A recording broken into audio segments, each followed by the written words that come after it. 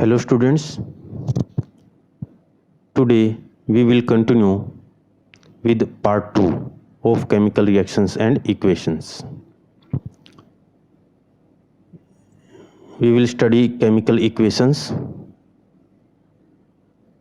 A chemical equation is the symbolic representation of a chemical reaction in the form of symbols and formulae. तो students, chemical equation किसी chemical reaction की symbolic representation होती है। Means chemical reaction को symbols की form में represent करना chemical equation कहलाता है। wherein the reactant entities are given on the left hand side and the product entities are given on the right hand side. ये एक केमिकल इक्वेशन है जहाँ पे जो रिएक्टेंट एटम या मॉलिक्यूल्स हैं वो लेफ्ट हैंड साइड में लिखे जाते हैं और जो प्रोडक्ट हैं वो राइट हैंड साइड में लिखे जाते हैं। सो chemical equation is the symbolic representation of chemical reaction. And I have used two words. One is symbols and second is formulae. What are these two words? Whenever we use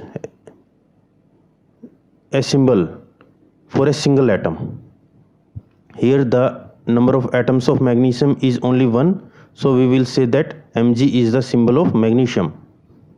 But there are 2 atoms of oxygen, so we will say that this is the formula of oxygen molecule, because 2 atom molecules combine to form the molecule. So whenever there are more than 2 atoms written, then we will say that this is the formula. But whenever there is only 1 atom written, we will say that this is the symbol. So Mg is the symbol of magnesium and O2 is the formula of oxygen. Similarly, there are 2 atoms in MgO, so we will say that MgO is the formula of magnesium oxide. तो students, मैंने बता दिया, जब भी एक atom होगा हम कहेंगे कि ये उसका सिंबल है, और जब भी एक से ज़्यादा एटम होंगे हम कहेंगे कि ये उसका फार्मूला है. सो केमिकल रिएक्शन को सिंबल्स और फार्मूले के द्वारा सिंबॉलिक रिप्रेजेंटेशन देना ही केमिकल इक्वेशन कहलाता है. Wherein reactants entities are given on the left hand side, जहाँ पे रिएक्टेंट्स को लेफ्ट हैंड साइड में लिखा जाता है, and the product entities on the right hand side, जहाँ पे प्रोडक्ट्स को राइट हैंड साइड में लिखा जाता है. For example, when magnesium ribbon is burned in oxygen, it get converted to magnesium oxide. जब भी मैग्नीशियम रिबन को हम एयर में बर्न करते हैं, then it forms the magnesium oxide. So the word equation for the reaction would be magnesium plus oxygen forms the magnesium oxide. Now if we use symbols and chemical formulae instead of words, अगर हम अब यहाँ पे magnesium का symbol use करें Mg, oxygen का formula use करें O2 और मैग्नीशियम ऑक्साइड का फॉर्मूला यूज़ करें MgO, अगर हम अब सिंबल्स और केमिकल फार्मूले का यूज़ करें instead of words, then the equation would be this, and this would be called as chemical equation. So students, I think definition of chemical equation is clear. It is the symbolic representation of a chemical reaction.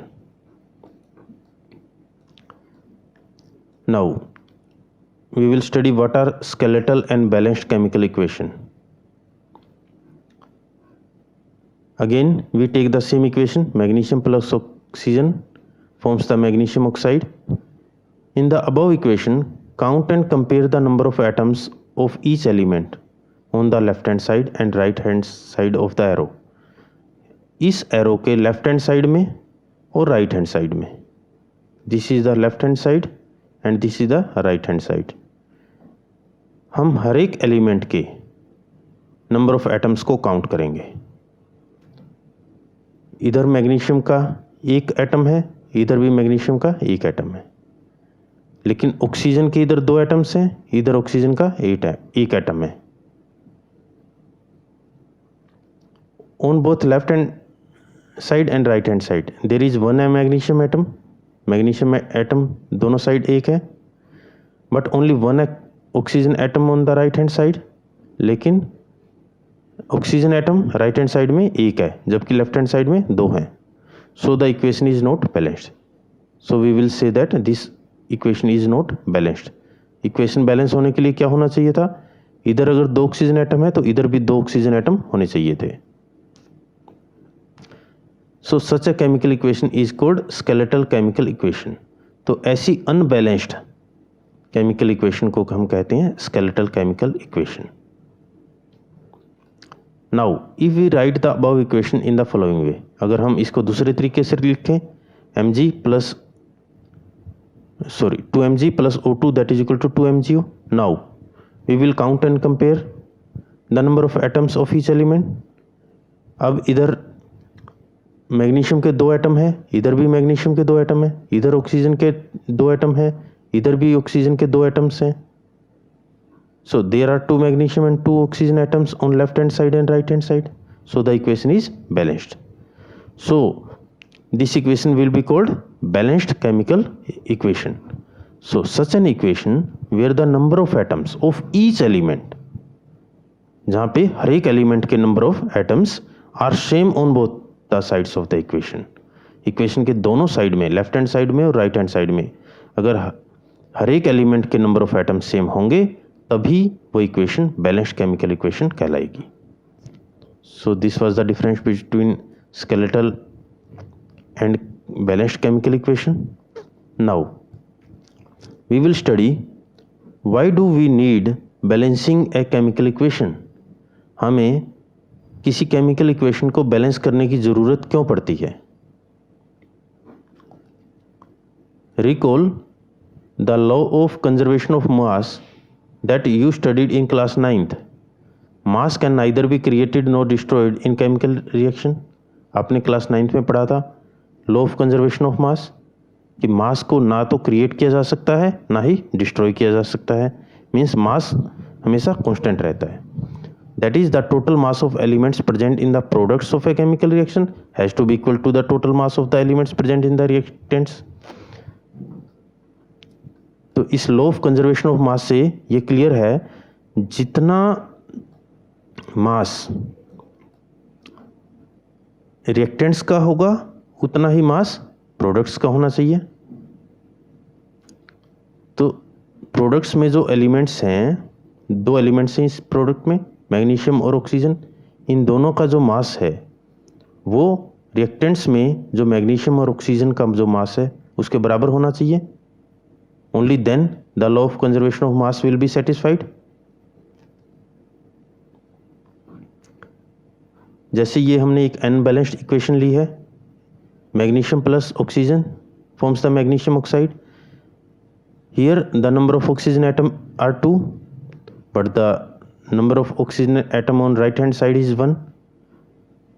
The mass of two oxygen atom will be 32 atomic mass unit because the mass of one oxygen atom is 16 atomic mass unit multiplied by 2. So the oxygen mass on the left hand side is 32 atomic mass unit, but here as there is only one atom, the mass of oxygen on the right hand side is only 16 atomic mass unit. So as the atomic mass is not equal on left hand side and right hand side of the oxygen atom, क्योंकि oxygen atom का जो atomic mass है वो left hand side में और right hand side में equal नहीं है, तो हम ये कहेंगे कि ये इक्वेशन बैलेंस्ड नहीं है. And this equation does not satisfy the law of conservation of mass. तो ये equation law of conservation of mass को सेटिस्फाइड नहीं करती. तो so to satisfied the law of conservation of mass we need to balance this equation. In other words, the number of atoms of each element remains same before and after the chemical equation. Hence we need to balance a skeletal chemical equation.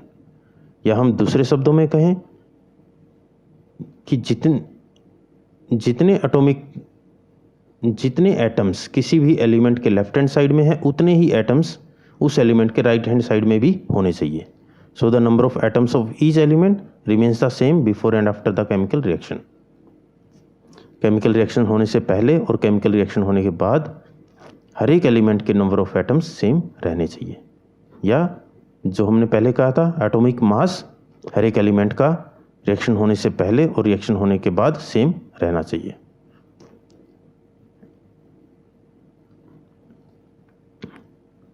And for this reason we need to balance the chemical equation. Now if we write this equation again in this way, 2Mg plus O2 forms the 2MgO. Here the number of oxygen atoms are 2. Here also the number of oxygen atoms are 2 because we have multiplied this oxygen with 2. So the atomic mass on this side is 32 atomic mass unit, and on this side also atomic mass of oxygen is 32 atomic mass unit.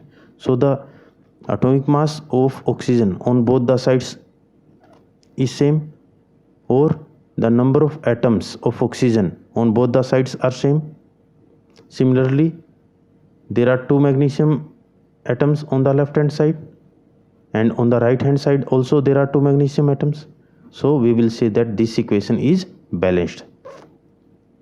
So students, I have cleared you why do we need to balance the chemical equation, so that the law of conservation of mass may be satisfied, because mass can neither be created nor be destroyed. mass को ना तो create किया जा सकता ना ही destroyed किया जा सकता है. जितना atomic mass left hand side में होगा हर एक एलिमेंट का, उतना ही हर एक एलिमेंट का atomic mass right hand side में होना चाहिए. And for this reason we need to balance the chemical equation. Thank you students, this was for today, and if you have any doubts you can mention in the comment section. We will answer you as much as possible, and if you want notes you can download from the description box. Thank you.